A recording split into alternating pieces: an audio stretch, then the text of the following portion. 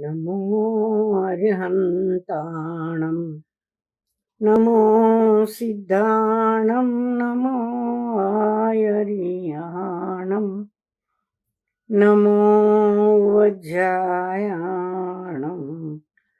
नमो लोये सौवसाहुणम्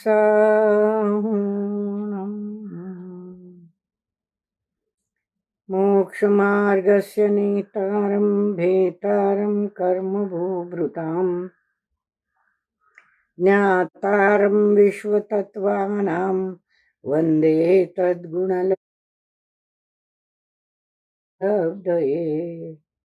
त्रैकाल्यं द्रव्यषट्कं नवपदसहितं जीवषट्कायलेशा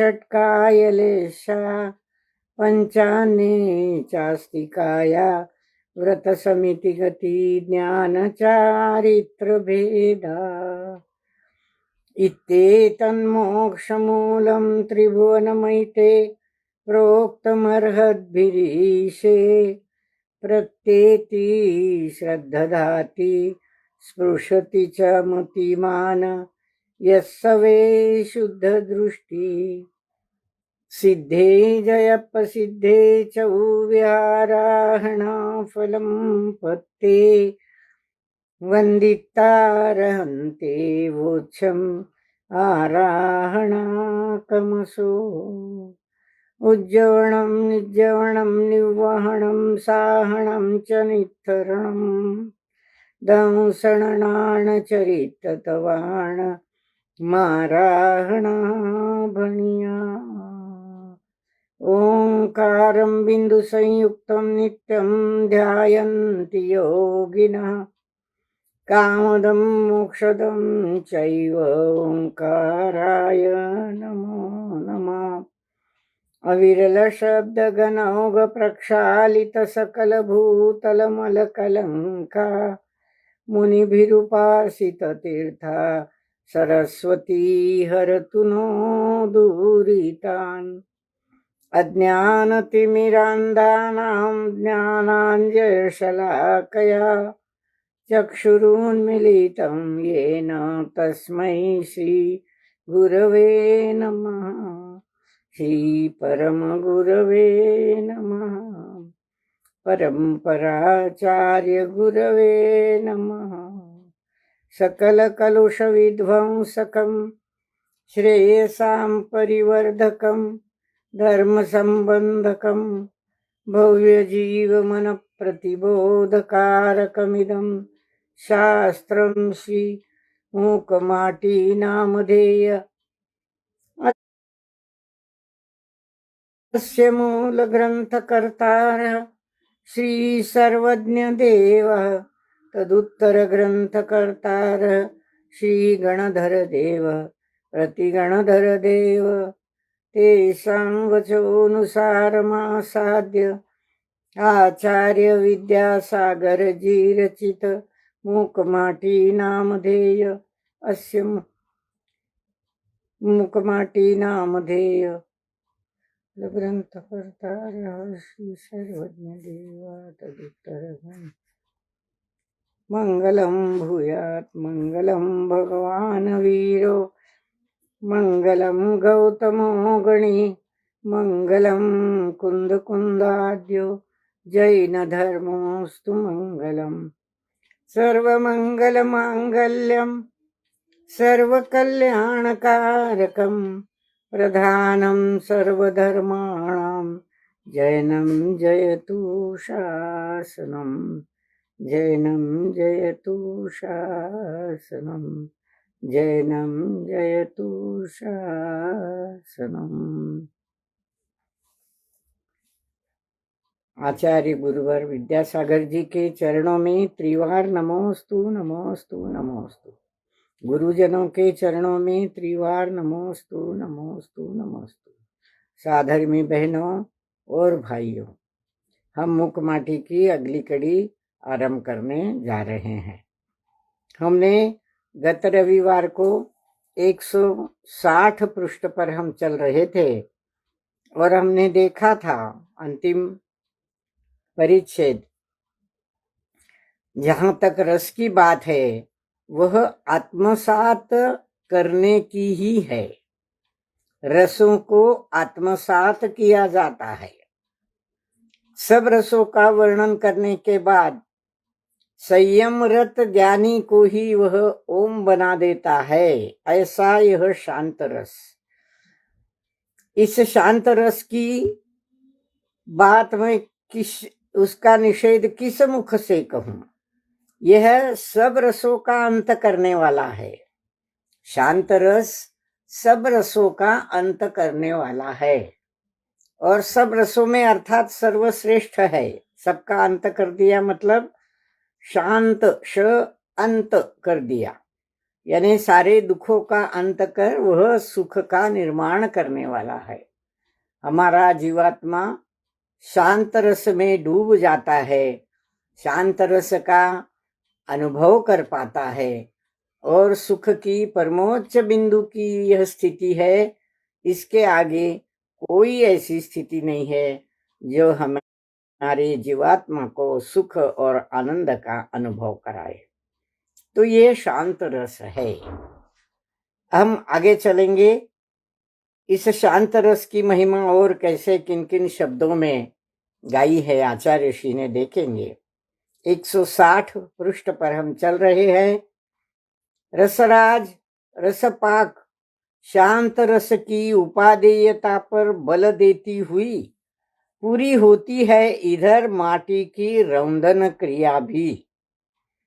और पर्वत शिखर की भांति धरती में गड़ी लकड़ी की कील पर हाथ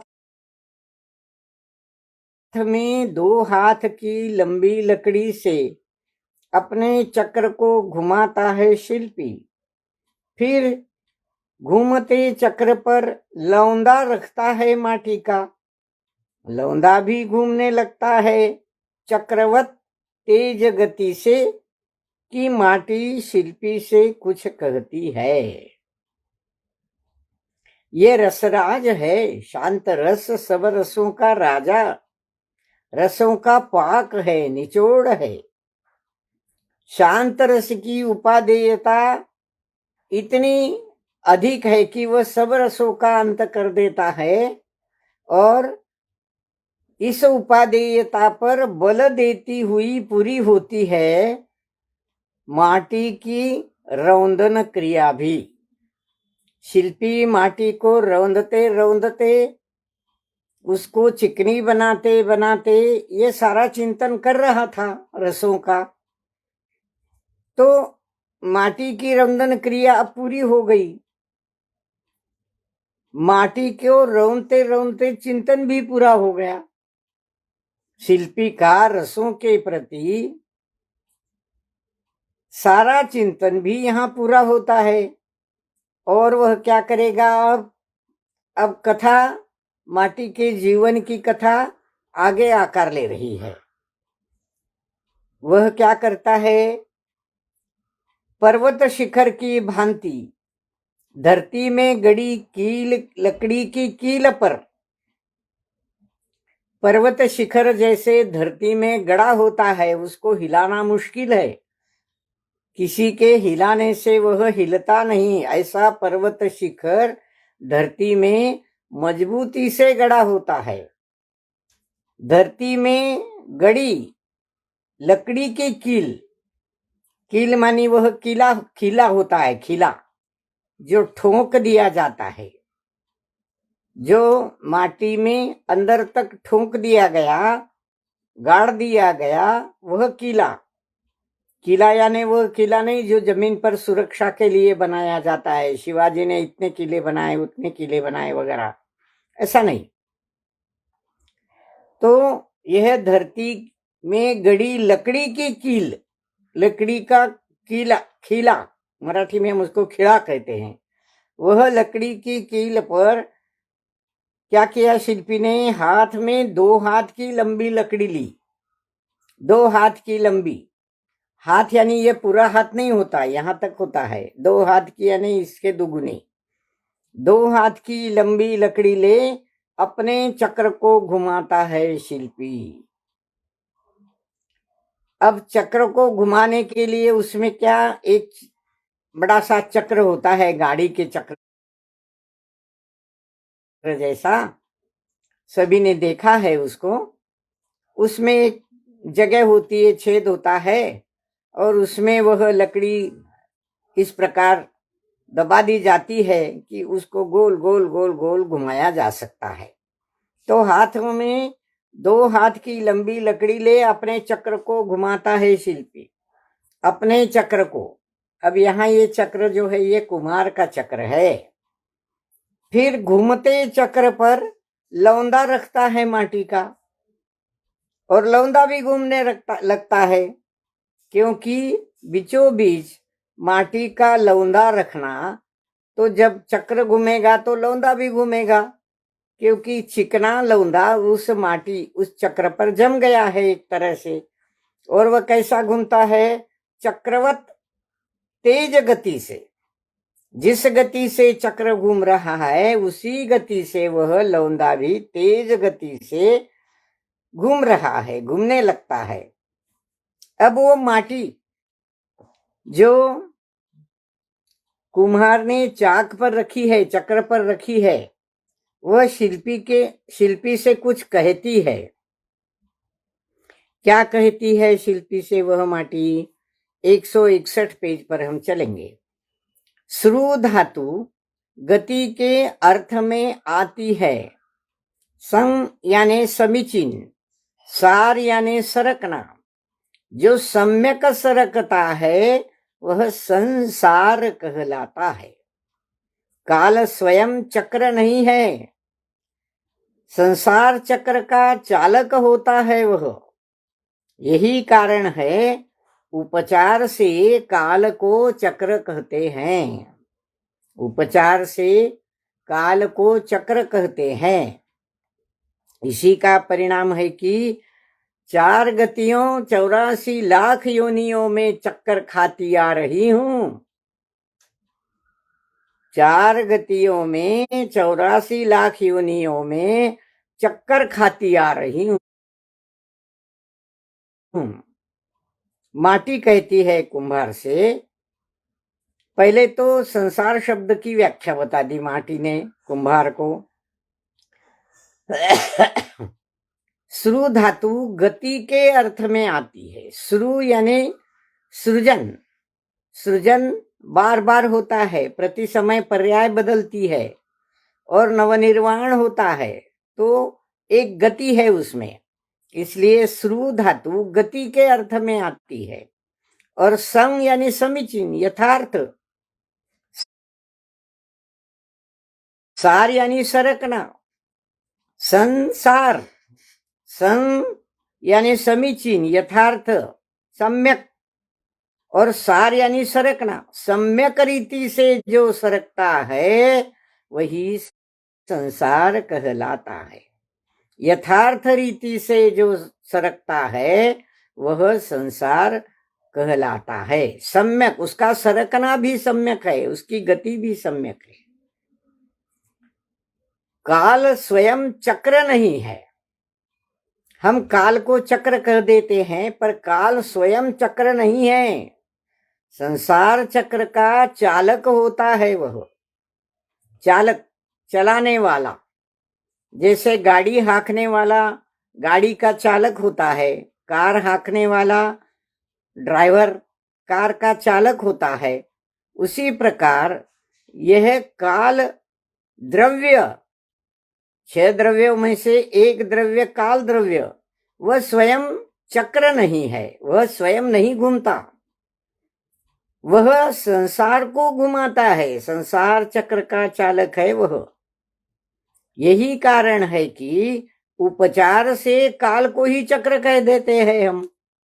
वास्तव में काल कोई चक्र नहीं है, पर वह संसार को घुमाने वाला है, तो हम उपचार से, व्यवहार से उसी को काल चक्र कह देते हैं, काल को ही चक्र कह देते हैं। उपादेय से, उपचार से 2 बातें होती हैं। उपादेय से यानी मूलभूत से उत्पन्न, और उपचार से यानी उदाहरण के लिए, दृष्टांत के लिए व्यवहार से कही गई बात। उपचार से हम काल को ही चक्र कहते हैं। इसका परिणाम यह है कि चारों गतियों 84 लाख योनियों में मैं चक्कर खाती आ रही हूं। माटी का जीव यानी तुम्हारा हमारा जीव, ये माटी का जीव तो है, ये पुद्गल माटी ही तो होनी है। तो जीवात्मा चारों गतियों में 84 लाख योनियों में चक्कर काटता रहता है। 84 लाख योनियों में चक्कर काटना यानी बार बार जन्म मरण करना। चारों गतियों में 84 लाख योनियां हैं ऐसी कि इस योनि से उस योनि में, इस योनि से कभी कीड़ा, कभी मकोड़ा, कभी हाथी, कभी घोड़ा, कई तरह के जन्म लेते हैं हम। नरक, तिर्यंच, मनुष्य, देवगति, चारों गतियों में 84 लाख योनियां हैं। इन योनियों में बार बार जन्म मरण कर चक्कर खाती है यह माटी। यह जीवात्मा चक्कर खाता है बार बार। लो, आपने कुलाल चक्र पर और रख दी इसे, कैसा चक्कर आ रहा है। अरे भाई, पहले ही तो 4 गतियों में 84 लाख योनियों में चक्कर खा के मैं थक गई हूं। बार बार जन्म मरण करके उगता गई हूं। अब तुमने क्या किया? और शिल्पी को कहती है वो, लो, आपने मतलब कुम्हार ने, शिल्पी ने कुलाल चक्र पर और रख दी इसे, माटी को। इसे यानी मुझे, माटी को। कैसा चक्कर आ रहा है, घूम रहा है माथा इसका। उतार दो इसे, तार दो। कुलाल चक्र, कुम्हार का चक्र, शिल्पी का चक्र। लो, पहले ही तो 84 लाख योनियों में और 4 गतियों में चक्कर खा के मैं थक गई हूं, और तुमने इस चक्र पे और ऊपर से धर दिया, तो मैं और ये चक्कर खाती रहूंगी क्या? कैसा चक्कर आ रहा है। इस चक्र पर मुझे रखने से मुझे चक्कर आने लगा है, मेरा माथा घूम रहा है। अरे उतार दो इसे, उतार दो, उतार दो। चक्कर आने पर क्या करता है कि ये चक्कर निकल जाए, मुझे नीचे रख दो, उतार दो इसे। इस चक्र से, कुम्हार के चक्र से इसे उतार दो, इसको तार दो यानी इसका उद्धार कर दो, इसका चक्कर खाना बंद कर दो। इस प्रकार वह शिल्पी को प्रार्थना कर रही है कि पहले ही बहुत घूम रही हूं मैं सारे संसार में, 4 गतियों में, 84 लाख योनियों में। अब तुम और क्यों चक्कर खिला रहे हो मुझे? मेरा तो माथा घूम रहा है भाई, उतार दो इसे, अब मेरे से नहीं चक्कर खाया जाता। फिर से उत्तर के रूप में माटी को समझाती हुई शिल्पी की मुद्रा। अब शिल्पी क्या करेगा? माटी को जवाब देगा। उत्तर के रूप में माटी को समझाती हुई शिल्पी की मुद्रा, उसका चेहरा, उसका मुख, शिल्पी का क्या कहता है? शिल्पी माटी को देखते हैं। चक्र अनेक विध हुआ करते हैं। संसार का चक्र वह है जो राग, रोष और वैभाविक अध्यवसान का कारण है, और चक्री का चक्र वह है जो भौतिक जीवन के अवसान का कारण है। परंतु अगले पृष्ठ पर चलेंगे, 162। परंतु कुलाल चक्र यह वह सान है जिस पर जीवन चढ़कर अनुपम पहलुओं से निखर आता है, पावन जीवन की अवसान का कारण है। अब वह शिल्पी माटी को समझाता है। क्या कहता है? अरे भाई, चक्र कई एक प्रकार का थोड़ी है, अनेक हुआ करते हैं चक्र, अनेक विध, अनेक प्रकार के हुआ करते हैं। संसार चक्र की बात तुमने की। संसार चक्र क्या है? संसार चक्र तो वह है जो जीव राग, रोष और विभावों में पड़कर अध्यवसान का कारण है। राग रोष करेगा, वैभाविक विभावों में युक्त अध्यवसान का कारण बनेगा। अध्यवसान, अध्यवसान मिथ्या भाव में जाने की वृत्ति, मिथ्या विचारों में, मिथ्या विकल्पों में जाने की इस जीवात्मा की वृत्ति, ये राग दोष, राग रोष आदि क्या है? विभाव भाव है। वैभाविक, वैभव नहीं, धन दौलत का वैभव नहीं, वो वैभव अलग बात है। विभाव जो स्वभाव के विरोध में है वो विभाव। हम स्वभाव में रहे तो विभाव से छुट्टी, और विभाव में रहे तो स्वभाव ओझल, गौण हो जाता है। कहीं पढ़ा हमने कि विभाव में रहो तो स्वभाव गौण हो जाता है। हम अपने स्वस्वरूप की ओर देखना बंद कर देते हैं। कहीं एक जगह ही पाव रख सकते हैं, हम दोनों डगों पर पाव नहीं रख सकते। अगर विभाव में गए, मिथ्या भावों में गए, अध्यवसान में गए तो स्वस्वरूप को भूल जाते हैं, गौण कर देते हैं। और स्वस्वरूप में हम रमण करें तो सारे राग द्वेष, कषाय भाव, मिथ्या भाव, सारे भाव तिरोहित हो जाते हैं, याद नहीं आता कुछ। फिर स्वस्वरूप को देखकर सुख और आनंद की प्राप्ति होती है। पर विभाव भाव जो है ना, वो अध्यवसान के कारण है, मिथ्या भाव के कारण है, जो आकुलता को निर्माण करते हैं। और दूसरा एक चक्र है, ये संसार चक्र की बात हुई, बार बार जन्म मरण क्यों होता है? तो विभावों में अटक कर अध्यवसान मिथ्या भाव करने से बार बार जन्म मरण करना पड़ता है। कर्मों का फेरा, कर्म बन जाते हैं। कर्म और जीवात्मा एक ही आत्म प्रदेश में एक क्षेत्रावगाह रूप से रहते हैं। तो ये एक चक्र हुआ, संसार का चक्र, बार बार चारों गतियों में जन्म मरण करना। ये अलग है, ये चक्र वो चक्र नहीं है जो कुमार का चक्र है, ऐसा उसे समझाता है। तू डर मत, ये कुमार का चक्र भिन्न है इन अन्य चक्रों से। फिर दूसरे चक्र की ओर परिचय दूसरे चक्र का कराता है, वह चक्री का चक्र।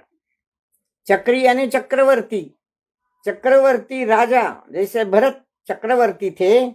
चक्री का चक्र वह है जो भौतिक जीवन के अवसान का कारण है। क्या किया था भरत चक्रवर्ती ने? संसार को जीतने निकला था, सारे राज्यों को जीतकर अपने अधीन करना चाहता था। तो ये क्या है?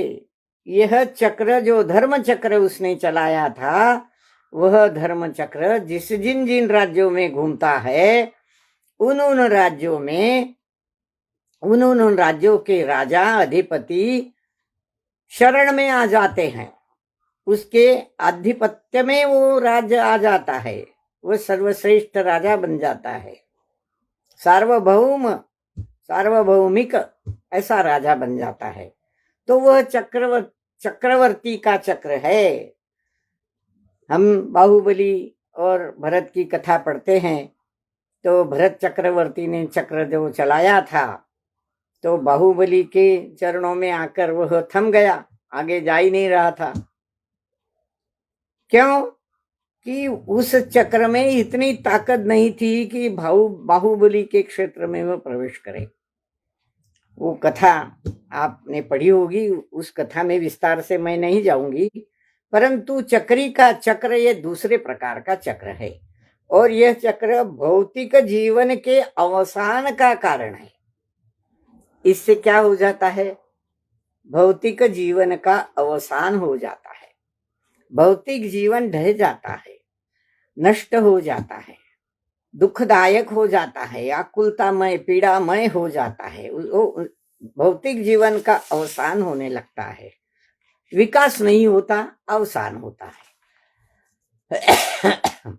अब तीसरा चक्र, कुलाल चक्र, कुम्हार का चक्र, शिल्पी का चक्र। कुलाल चक्र यह वह सान है। सान किसे कहते हैं? जिस पर कोई काटने वाली चीज को बार बार घिसा जाता है और उसकी धार तेज की जाती है, तो धार को तेज करने वाला यह चक्र है। जैसे चाकू हो, कैंची हो, या छुरी जिसे हम कहते हैं वो हो, तलवार हो, कुल्हाड़ी हो, जो चीज हो जो काटने के काम आती है, उसकी धार तेज करने के लिए सान पर उसे घिसा जाता है। यह सान है कुलाल चक्र, इस पर घिसा जाता है। तेज धार करने वाला ये पत्थर है सान, जिस पर जीवन चढ़ाया जाता है और वह अनुपम पहलुओं से निखर आता है। अनुपम पहलुओं से निखर आता है, पावन जीवन की अवसान का कारण बन जाता है। शान और शान, शान यानी बड़े गर्व की बात है, बड़े अभिमान की बात है कि जो कोई कुलाल चक्र के शान पर चढ़ाया जाता है वह जीवन अनुपम पहलुओं से निखर जाता है, उसकी धार तेज हो जाती है, चमकने लगती है। अनुपम पहलू कई पर्याय उसकी ओर विशुद्धता की ओर बढ़ती जाती है और निखरता जाता है यह जीवात्मा। ऐसा ये शान है, यह पावन जीवन की अवसान का, अभिमान का, आनंद का ऐसा कारण बनता है। तो उक्त दोनों चक्र, एक संसार चक्र, दूसरा चक्रवर्ती का चक्र, इनसे निराला यह कुलाल चक्र है। यह कुम्हार का चक्र है, शिल्पी का चक्र है, शान है एक प्रकार से। यह इस पर धार लगाई जाती है और जीवन इसमें निखरता है।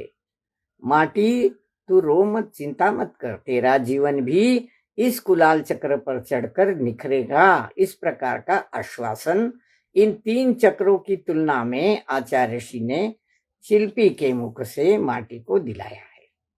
आगे चलकर कुम्हार शिल्पी माटी को और समझा रहा है।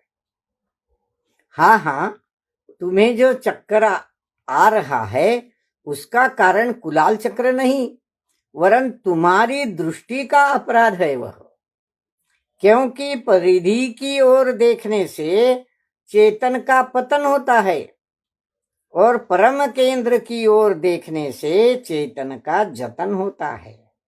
परिधि में भ्रमण होता है, जीवन यूं ही गुजर जाता है। केंद्र में रमण होता है, जीवन सुखी नजर आता है। किसी भी घटना को लेकर उसमें से अध्यात्म को निचोड़ लाना आचार्य ऋषि की शैली का यहाँ पुनः दर्शन हो रहा है। आचार्य ऋषि मिट्टी के लौंदे को समझाते हैं, मिट्टी को समझाते हैं कि तुम्हें जो चक्कर आ रहे हैं ना, उसका कारण यह चक्र नहीं है, कुम्हार का चक्र, शिल्पी का चक्र नहीं है, तुम्हारी दृष्टि का अपराध है वह। तुम्हारी दृष्टि का अपराध है वह। इस एक वाक्य में कितना गहन अर्थ भरा है, देखिए। दृष्टि का अपराध। क्यों दृष्टि का अपराध कहा इसे? क्योंकि दृष्टि जब परिधि की ओर देखती है, परिधि की ओर देखने से चेतन का पतन होता है, चेतन का पतन होता है, और परम केंद्र की ओर देखने से चेतन का जतन होता है। अब हम कथा पहले देखते हैं, ये अवस्था देखते हैं चक्र की। मिट्टी का लौंदा जो रखा जाता है वह चक्र के केंद्र भाग पर रखा जाता है, जो मध्यम केंद्र है उसका, उस पर रखा जाता है। हम स्कूल में पढ़ते हैं, कंपास से हम क्या करते हैं, दो उसके टोंक होते हैं, एक में पेंसिल हम अटकाते हैं और दूसरे में एक लोहे की चुभीली नुकीली कड़ी होती है, वह हम एक बिंदु पर उसको रख देते हैं और फिर उस कंपास को घुमाते हैं चारों तरफ से, तो एक वर्तुल, एक वलय तैयार हो जाता है।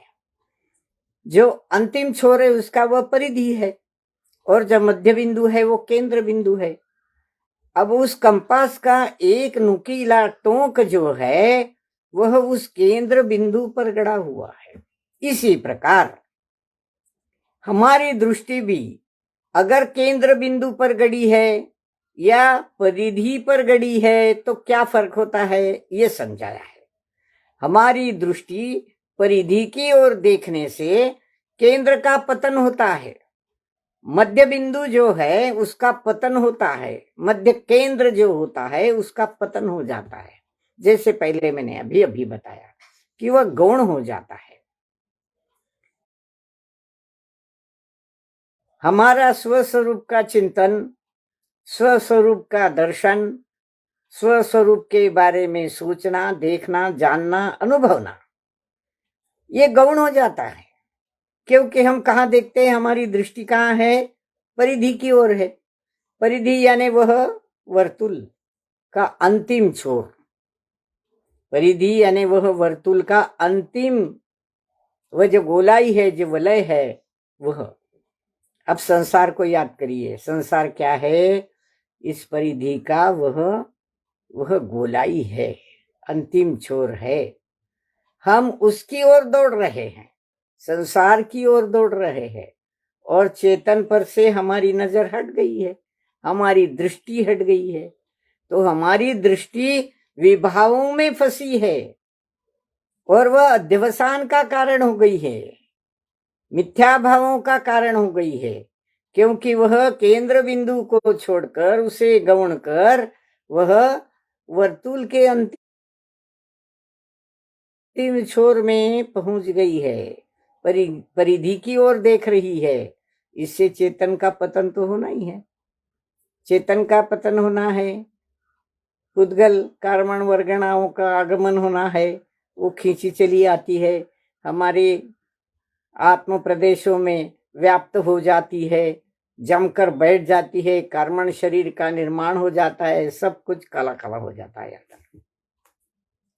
तो चेतन को छोड़ परिधि की ओर देखने से चेतन का पतन हो गया, चेतन जीवात्मा का पतन हो गया। फिर उसको क्या करना पड़ेगा, मिथ्या भाव का निर्माण हो गया, वैभव की ओर वो बार बार झांकता है। ये धन, ये दौलत, ये संसार, ये बाल बच्चे, धंधा पानी, नौकरी, सब चलता रहता है। तो ये पतन के कारण है सारे। इसलिए ये हमारे दृष्टि का अपराध है वहां, क्योंकि दृष्टि उस परिधि की ओर न देखते हुए चेतन की ओर देखती तो पतन होता नहीं होता। ये जो दृष्टि है ना, ये दृष्टि दो प्रकार से अध्यात्म में हमारे बांटी जाती है। एक तो व्यवहार दृष्टि, दूसरी निश्चय दृष्टि। सादी भाषा में, हम गहराई में नहीं जाएंगे, पर हम पतन की ओर जब देखते हैं, चेतन को छोड़कर हम परिधि की ओर जब देखते हैं, तो हमारी दृष्टि व्यवहार दृष्टि हो गई। और जब हम परिधि को छोड़कर चेतन की ओर आते हैं, उस मध्य केंद्र बिंदु पर अपना माथा टेकते हैं, कंपास का टोक टेकते हैं, हमारा सारा उपयोग उस केंद्र बिंदु पर जब लग जाता है तो चेतन का विकास होता है। परम केंद्र की ओर देखने से चेतन का जतन होता है, उसका जतन होता है, उसका विकास होता है, वह आगे आगे आगे विकसित होता जाता है। यहाँ जतन होने से मतलब है विकसित हो जाना। तो चेतन के प्रति हमारी दृष्टि निश्चय से विकसित हो जाती है। हम उसके स्वरूप को देखते हैं, अनंत गुणों का याद करते हैं, सुख एवं आनंदानुभूति से भर जाते हैं। अतः परम केंद्र की ओर देखने से चेतन का जतन होता है। अब इस केंद्र बिंदु को, जहां मिट्टी का लौंदा रखा हुआ है, वह परम केंद्र, उसका जतन करने से क्या होता है, परम केंद्र, केंद्र परम है। वह कैसा परम है, इसके आगे कोई जगह नहीं, अत्यंत उच्च कोटि का ऐसा वह परम केंद्र, उसकी ओर देखने से हमारा चेतनात्मा हमेशा हमेशा सुख रूप रहता है, आनंदमय, शांतमय, रहता है, अनाकूल रहता है। और परिधि में अगर भ्रमण होता है तो जीवन यूं ही गुजर जाता है विभाव में, और केंद्र में रमण होता है तो जीवन सुखी होता है। दो बातें हैं। परिधि में रमोगे तो चक्कर काटने पड़ेंगे, भ्रमण होता रहेगा, इस गति से उस गति में, इस योनि से उस योनि में, कभी खत्म ही नहीं होगा। तब तो जीवन यूं ही गुजर जाएगा। बिना आत्म स्वरूप को जाने, परिधि पर दृष्टि रखने से, व्यवहार में मिथ्यात्व में अटकने से हमारा जीवन यूं ही गुजर जाएगा। बड़ी मुश्किल से मिला यह नर भव, दुर्लभ नर तन, ऐसे ही गुजर जाता है। बिना उसका लाभ लिए गुजर जाएगा तो फिर नीचे नीचे हमारे अवसान की गति हमें प्राप्त हो जाएगी, अवसान हो जाएगा जीवन का, जीवन यूं ही गुजर जाएगा। और इसके बावजूद प्रत्युत केंद्र में अगर रमण करोगे तो क्या होगा, जीवन सुखी हो जाएगा, कोई आकुलता नहीं रहेगी जीवन में। व्यवहार में रहकर भी अगर हम केंद्र बिंदु से जुड़े हैं, आत्म स्वरूप से जुड़े हैं, आत्म चिंतन से जुड़े हैं, तो जीवन सुखी नजर आता है, फिर किसकी कोई चिंता नहीं। जब इस प्रकार के ज्ञान से हमारी दृष्टि भर जाती है, सम्यक ज्ञान, सम्यक दर्शन, सम्यक चारित्र में वह ढल जाती है। तो तीनों वैसे एक रूपी है, रत्नत्रय कहते हैं समझने के लिए, समझाने के लिए, पर तीनों है एक ही। ऐसा सम्यक ज्ञान, ऐसा सम्यक दर्शन जब चारित्र में ढल जाता है तो जीवन व्यवहार में रहकर भी सुखी बन जाता है, किसी बात की कोई आकुलता उसमें नहीं रहती। तब जीवन सुखी बनता है। और सुनो, यह एक साधारण सी बात है कि चक्करदार पथ ही आखिर गगन चूमता, अगम्य पर्वत शिखर तक पथिक को पहुंचाता है। बाधा बिन बेशक, बिल्कुल बाधा के बिना, बेशक, कोई शंका नहीं, बेशक। यह एक साधारण बात है, सबको पता है कि चक्करदार पथ जो है ना, वही गगन चूमते अगम्य पर्वत शिखर तक पथिक को पहुंचा देता है। देखिए, पर्वत शिखर पर चढ़ना हो, समेत शिखर जी के पर्वत के ऊंची से ऊंची टोक पर चढ़ना हो, तो यह जो पथ है ना, वो चक्करदार होता है, ऐसे ऐसे घुमा घुमा के वहां तक पहुंचाता है, चक्करदार पथ।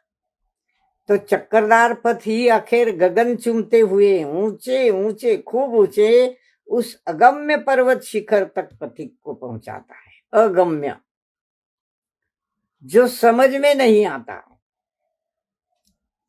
जो हमें दिखाई तक नहीं देता, समझ में नहीं आता, हमारे ज्ञान में नहीं आता, ऐसा अगम्य,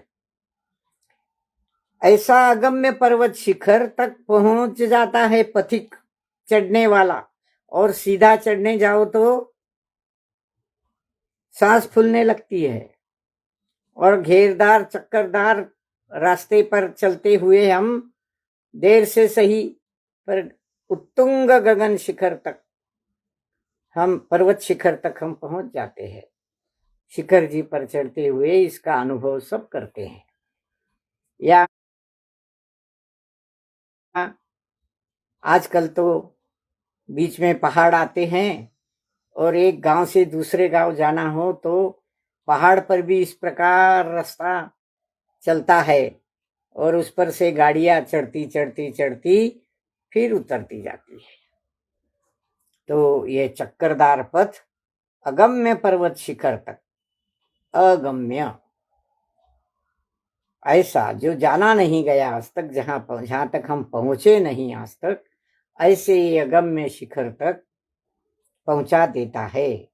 इसमें कोई शक नहीं, कोई बाधा इसमें नहीं है, कोई शक करने की भी जरूरत नहीं है। अब सहज रूप से सर्वप्रथम संकल्पित होता है शिल्पी।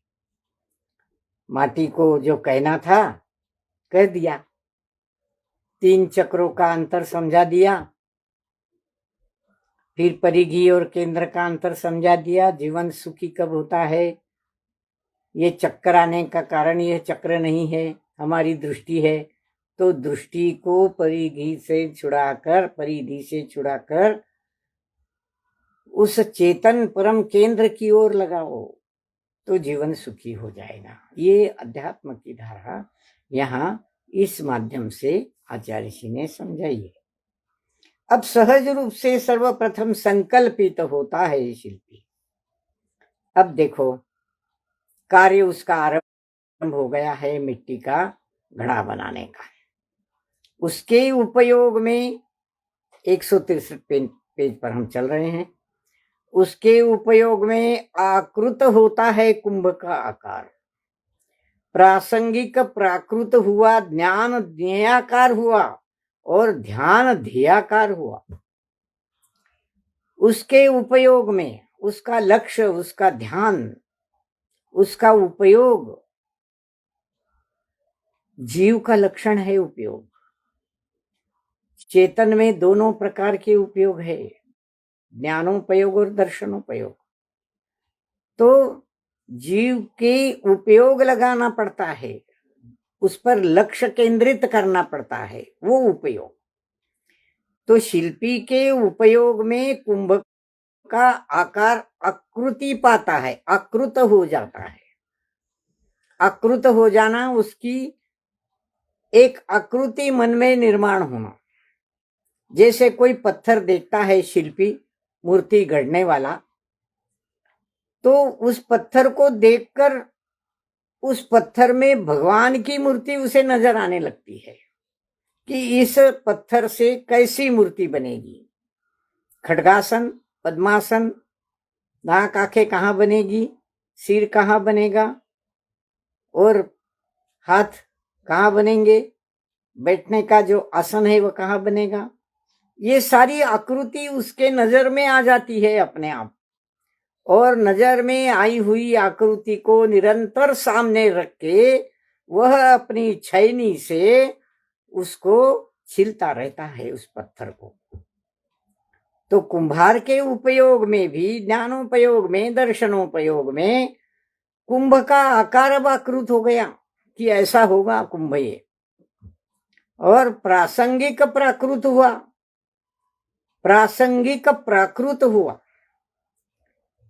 व्यवहार में आया। ये प्रसंग व्यवहार में आया, प्राकृत हुआ, प्रत्यक्ष हुआ, व्यवहार में आया। अब उसने क्या किया, उसका ज्ञान ज्ञेयाकार हुआ। उस कुंभ के बारे में जो आकृति उसके मन में उभरी थी, उसके उपयोग में उभरी थी, वह उसका ज्ञान अब ज्ञेयाकार हो गया, ज्ञेय हो गया, ज्ञेयाकार हो गया। और उसका ध्यान ध्येयाकार हो गया। उसका जो ध्यान उसमें लगा था, उस क्रिया में लगा था, उस मिट्टी के लौंदे से उसको एक कुंभ बनाना था, उसमें उसका ध्यान जो है बिल्कुल ध्येयाकार हो गया। देखिए, कार्य कारण भाव एक होता है। किसी भी बिना कारण के कोई कार्य नहीं होता। अगर हमारी नजर में, हमारी दृष्टि में कोई आकृति छा जाती है तो उस प्रकार की आकृति, जैसे शिल्पकार, शिल्पी या कोई रंग काम करने वाला पेंटर, या जिसे हम कहते हैं चित्र निकालने वाला चित्रकार, उसके आंखों में पहले एक आकृति छा जाती है और फिर वो आकृति प्रत्यक्ष उदाहरण में, व्यवहार में आती है। उसके हाथ उसी प्रकार काम करने लगते हैं और उसका ज्ञान जो है वो ज्ञेयाकार बन जाता है। और जो ध्यान में उसके चीज आई थी, वो ध्यान उसका ध्येयाकार हो जाती है, उसका ध्येय बन जाती है। वो ध्यान भटकता नहीं इधर उधर, ध्येयाकार हो जाता है। उसकी मंजिल, उसको कहाँ तक पहुंचना है, वहां तक की स्थिति उसकी आंखों में उभर जाती है। उसकी मंजिल, उसका उद्दिष्ट, उसका हेतु उसके आंखों में समा जाता है। और इस प्रकार ज्ञान ज्ञेयाकार हुआ और ध्यान ध्येयाकार हो गया। उसके ध्येय में उसका पूरा उपयोग लग गया, पूरा ध्यान लग गया। मन का अनुकरण तन भी करता है। कुंभकार के उभय कर दोनों हाथ कुंभाकार हुए, प्राथमिक छुअन हुआ, माटी के भीतर अपूर्व पुलकन आत्मीयता का अथ सा लगा। सो रह रह कर तरह तरह की माटी की मंजुल छवियां उभर उभर कर ऊपर आ रही, क्रम क्रम से, तरंग क्रम से, रहस्य के घूंघट में निहित थी जो चिर से। क्या दृष्टि है आचार्य श्री की! एक एक भाव, एक एक कल्पना को तार तार करके रख देते हैं। मन का अनुकरण तन भी करता है। मन में जो कुंभ की आकृति आ गई थी, ज्ञान ज्ञेयाकार हुआ था, ध्यान ध्येयाकार हुआ था, ये मन का अनुकरण शरीर ने भी किया। शरीर भी उसका साथ देता है। कुंभकार के दोनों हाथ उभय कर कुंभाकार हुए, कुंभ के आकार के हो गए। इस प्रकार दोनों हाथ उसके कुंभाकार हुए और प्राथमिक छुअन हुआ। किसको? माटी के लौंदे को उसने छुआ, माटी के लौंदे को उसने छुआ। और दोनों हाथ उसके माटी के लौंदे को स्पर्श करते ही माटी के भीतर अपूर्व पुलकन पैदा हो गई। अपूर्व पुलकन, जैसे माँ का हाथ लगते ही बेटी के सारे शरीर में एक पुलकन पैदा हो जाती है। माँ का हाथ अगर सिर पर फिरे तो बच्चे के जीव में, शरीर में एक अपूर्व पुलकन पैदा होती है। अगर हवा का एक हल्का सा झोंका किसी कली को छू दे तो फूल में भी एक अपूर्व पुलकन पैदा हो जाती है। वैसे माटी के भीतर उसके शिल्पी के स्पर्श से, प्राथमिक छुअन से, पहला स्पर्श, प्राथमिक छुअन से अपूर्व पुलकन का उसको आनंद आया, अपूर्व पुलकन का अनुभव हुआ। बड़ा आत्मीय का अथ सा लगा। वह अथ आत्मीय लगा। अथ आरंभ, अर्थ नहीं है शब्द ये। अथ से इति तक ऐसा कहते हैं ना। आरंभ का जो स्पर्श था, प्रथम स्पर्श था, वह प्रथम स्पर्श आत्मीयता के आरंभ का लगा। पहली आत्मीयता उसने अनुभव की। उस स्पर्श से, कुम्हार के, शिल्पी के उस पहले स्पर्श से उसने आत्मीयता का अनुभव किया। पहला स्पर्श अथ सा लगा। लो रह कर तरह तरह की माटी की मंजुल छवियां उभर उभर कर ऊपर आ रही है। माटी की मंजुल छवियां, सुंदर छवियां। पहले मिट्टी का लौंदा, फिर कुम्हार के दोनों हाथ ने वह लौंदा छुआ, फिर उसको आकार दिया, चक्र घूम रहा है और कुम्हार का जो कुंभ है वो आकार ले रहा है। धीरे धीरे धीरे धीरे उसकी तरह तरह की छवियां, उसकी पर्यायें, कुंभ के जो आकार उसके मन में धारा था, उसने उस आकार की ओर बढ़ रही है, धीरे धीरे जा रही है। तरह तरह की माटी की मंजुल छवियां उभर उभर कर ऊपर आ रही है। क्रम क्रम से, तरंग क्रम से, जैसे तरंग उठती है, उस पुलकन के छुअन से उस माटी के लौंदे में तरंगे उठ रही है, अनुभव की तरंगे, सुख की तरंगे। क्रम क्रम से, तरंग क्रम से। क्रम क्रम शब्द यहाँ पर्याय का वाचक है। एक एक क्रम से एक एक पर्याय निर्माण होती है, उत्पाद होता है, व्यय होता है। तो माटी के लौंदे से भी इस प्रकार एक पर्याय एक पर्याय एक पर्याय, एक एक क्रम से पर्याय आगे बढ़ती हुई कुंभ आकार लेता जा रहा है, बढ़ता जा रहा है। उसकी मंजुल छवियां उभर उभर कर ऊपर आ रही है। छवियां, आकृतियां।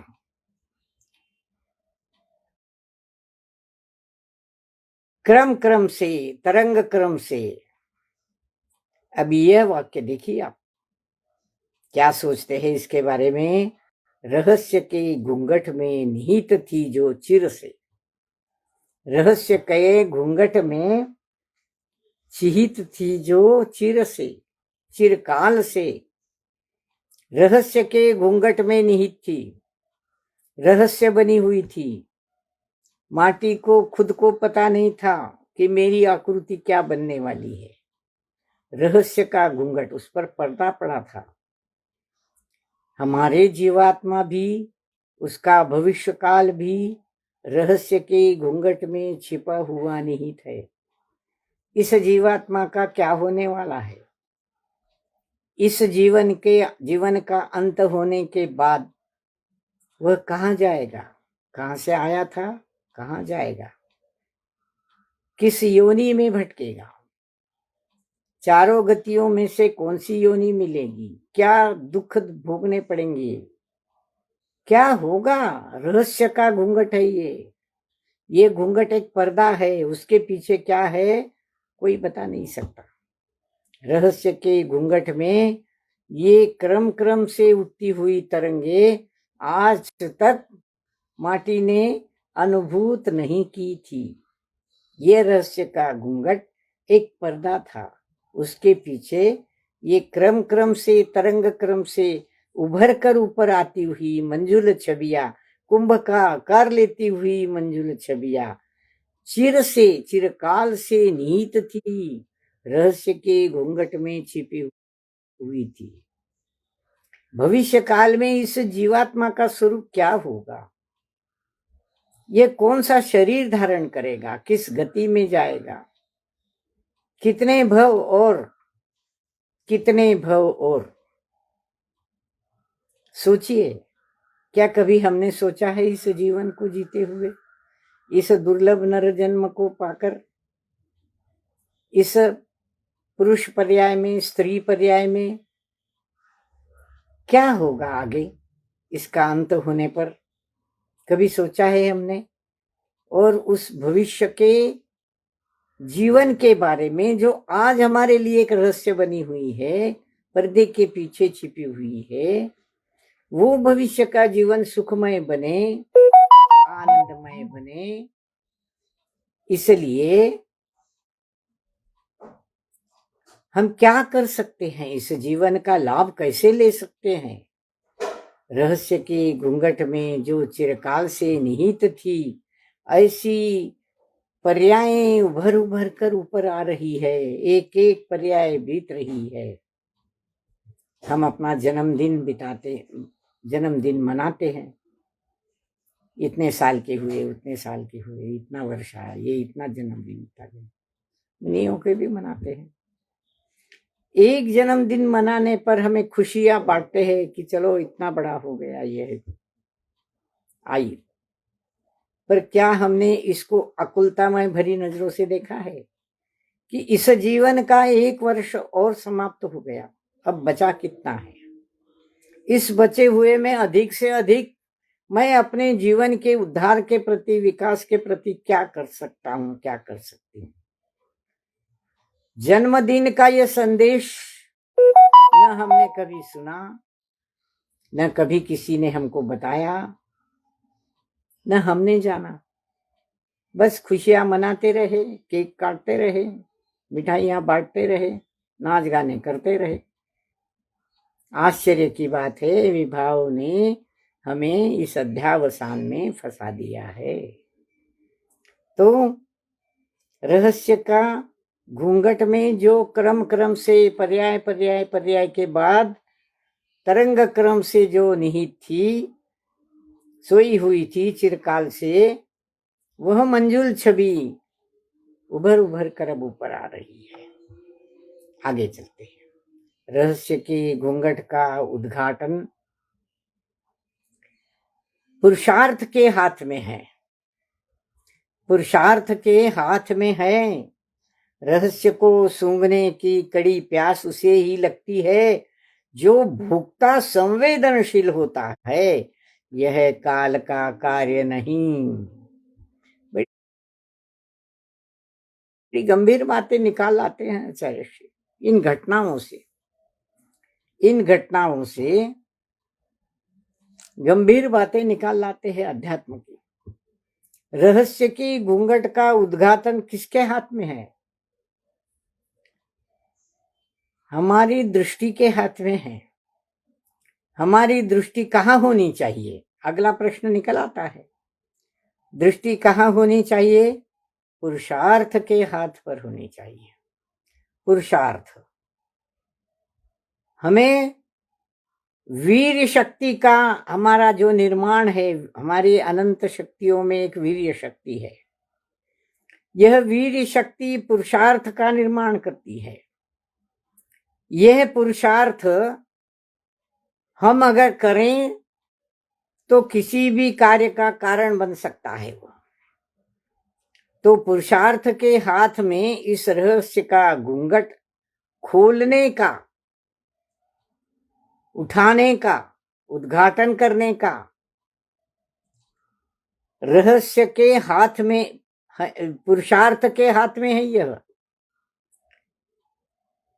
कोई भवितव्य अपने आप नहीं होता। बिना पुरुषार्थ के सहायता से कोई भवितव्य नसीब में होगा तो ये हो जाएगा, तकदीर में होगा तो ये हो जाएगा, ऐसा होना है तो होगा, नहीं होना है तो नहीं होगा। इस प्रकार भवितव्य पर, नसीब पर, तकदीर पर सारी बातें छोड़ने से कुछ नहीं होता। उस आगे के भवितव्य की रचना हमें पुरुषार्थ के हाथों करनी पड़ती है। पांचों समन्वय की बात करी थी हमने, समवायों की, उसमें पुरुषार्थ एक समवाय। पुरुषार्थ करो तो कार्य होता है। और जो बैठे ठाले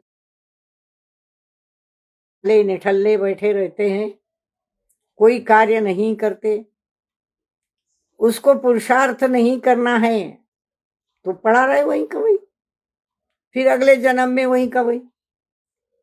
बात पुरुषार्थ के अधीन होने की नहीं है, पुरुषार्थ करने की है। भवितव्य के अधीन होने की नहीं है, पुरुषार्थ करने की है। पुरुषार्थ करना पड़ता है। कोई ऐसी क्रियाएं करनी पड़ती है जिससे हमारा विकास हो। अब इस जीवन में धन दौलत कमाने का पुरुषार्थ, वैभव कमाने का पुरुषार्थ, बंगले बनाना, गाड़ियां लेना, ये पुरुषार्थ, वो पुरुषार्थ, अच्छी चीजों को प्राप्त करके उसमें सुख का आनंद मानने का पुरुषार्थ, ये तो व्यवहार पुरुषार्थ है। सच्चा पुरुषार्थ तो स्वस्वरूप का ज्ञान करने में है।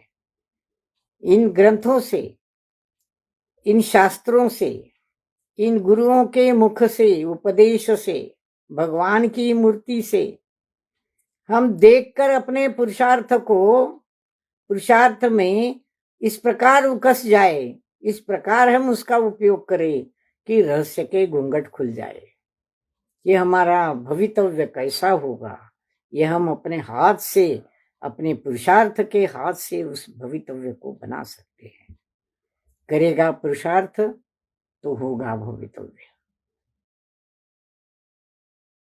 ये कहावत है। तो रहस्य के घूंघट का उद्घाटन पुरुषार्थ के हाथ में है। रहस्य को सूंघने की कड़ी प्यास उसे ही लगती है जो भोक्ता, संवेदनशील होता है। भोक्ता कौन है? भोक्ता संसार सुख भोगने वाला भोक्ता, व्यवहार से संसार के तरह तरह के सुख, तरह तरह के धन दौलत, गाड़ी बंगला, ये वो, ये सारे सुख भोगने का पुरुषार्थ, व्यवहार का पुरुषार्थ, वो पुरुषार्थ से जो प्राप्त होता है उसे वह भोगता है, वह भोक्ता होता है। और अंतरात्मा, जीवात्मा, हमारा स्वरूप, निज ध्रुव शुद्धात्मा, इसको भोगने वाला, इस रहस्य को सूंघने की कड़ी प्यास उसे ही लगती है जो भोक्ता संवेदनशील होता है। संवेदन, स्वयं का, यथार्थ का वेदन करता है, सं का वेदन करता है। सं का, यथार्थ का, समीचीन का जो वेदन करता है, अनुभूति करता है, अनुभूति करने वाला भोक्ता हमारा जीवात्मा, वह भोक्ता है। रहस्य को सूंघने की कड़ी प्यास उसे ही लगती है। कौन सा रहस्य? भवितव्य का रहस्य, ये तो बाहर की बात है। कौन सा रहस्य? कैसा है यह आत्मा, उसका स्वरूप क्या है, उसमें कौन कौन से गुण भरे हैं, कौन कौन सी शक्तियां भरी है, क्या क्या ताकत है उन शक्तियों की, कैसा है वह, रहता कहाँ है, किस प्रकार वह इस शरीर में समाता है, क्या प्रदेश है उसके, वह अपने कर्मों से कैसे बनता है, क्या कर्म करता है, कैसे कर्म करता है। कई प्रकार के प्रश्न इस भोक्ता पुरुष जीवात्मा के बारे में हमारे मन में उठते हैं। और ये जो रहस्य है जो हमारी समझ में नहीं आया आज तक, हमने उस भोक्ता पुरुष को जाना ही नहीं। अज्ञानी के अज्ञानी रह गए। अज्ञानी कौन होता है? जिसको स्वस्वरूप का ज्ञान नहीं होता वो अज्ञानी है।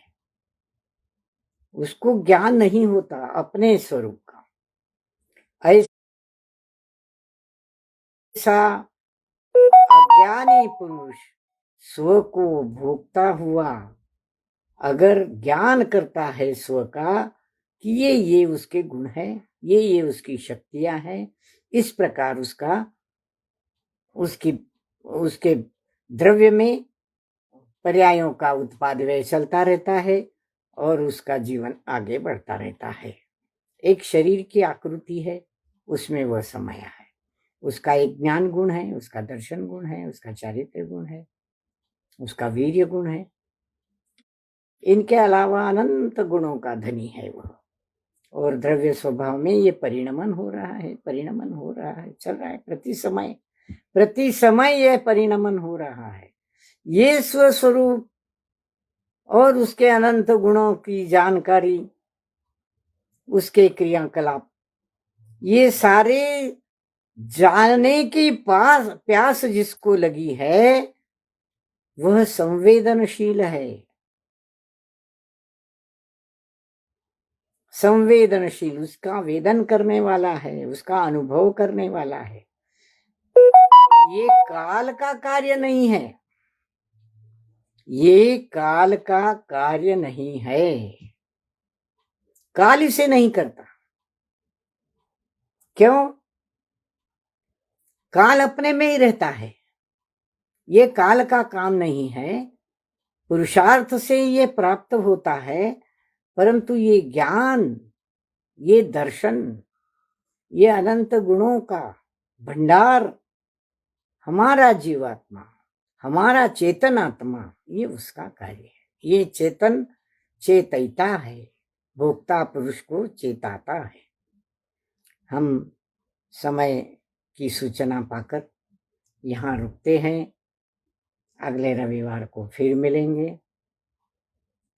कोई गलती हो तो आचार्य श्री क्षमा करे, गुरुजन क्षमा करे, साधर्मी बहन भाइयों क्षमा करो। आचार्य श्री के चरणों में त्रिवार नमोस्तु, गुरुजनों के चरणों में त्रिवार नमोस्तु, साधर्मी बहनों और भाइयों जय जिनेन्द्र। जावाणी के ज्ञान से सूझे लोकालो, सो वाणी मस्तक नमो सदा देत हो। जय